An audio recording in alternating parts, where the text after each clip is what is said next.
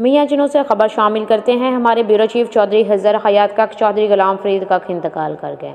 मियाँ जिनों के नवाही गांव मौजा मौसा अली कख में कख बरादरी के बुजुर्ग चौधरी गुलाम फरीद वल्द चौधरी मोहम्मद वरियाम कख चौधरी मोहम्मद इकबाल चौधरी मोहम्मद जावेद कख के वालिद चौधरी हज़र हयात कख के चचा कज़ा इलाही से इंतकाल कर गए।